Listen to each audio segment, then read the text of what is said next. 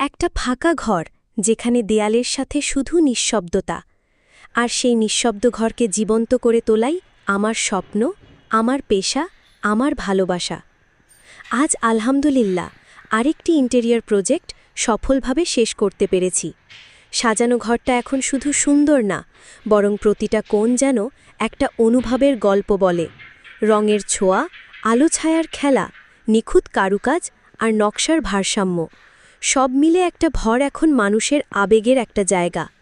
এই প্রজেক্টে আমি শুধু কাজ করিনি, আমি অনুভব করেছি। প্রতিটি ডিজাইন, প্রতিটি আসবাব যেন নিজের হাতে গড়া এক একটা শিল্পকর্ম। ক্লায়েন্টের মুখের হাসি দেখেই বুঝি শ্রম সার্থক হয়েছে। আপনার স্বপ্নের বাসা বা অফিস যদি থাকে মনে, যদি চান একটু অন্যরকম ছোঁয়া, তাহলে আমি পাশে আছি। ইনবক্স করুন, আসুন একসাথে আপনার স্বপ্নকে বাস্তব করি। আপনাদের দোয়া আর ভালোবাসা চাই সামনে এগিয়ে যেতে। ধন্যবাদ। Interior design, creative living, my passion my work, finished project, dream two reality. আলহামদুলিল্লাহ।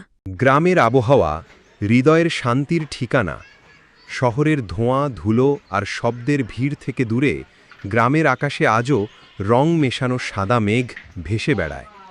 ভোর হলে ঘুম ভাঙে পাখির ডাক আর কুয়াশার মায়ায় মোড়ানো আলোতে। একটু হেঁটে গেলেই সবুজ ক্ষেতের মাঝে বয়ে চলা মাটির পথ, যেখানে বাতাসে ভেসে আসে কাঁচা মাটির গন্ধ আর গাছের পাতার মিষ্টি সুর। সন্ধ্যায় গ্রামের আকাশে সূর্য অস্ত যায় এক অন্য রকম রঙে, আর রাত এলে নক্ষত্র ভরা আকাশ বলে, এটাই প্রকৃতির ভালোবাসা। এই আবহাওয়া কেবল দেহ নয়, মনও জোড়ায়।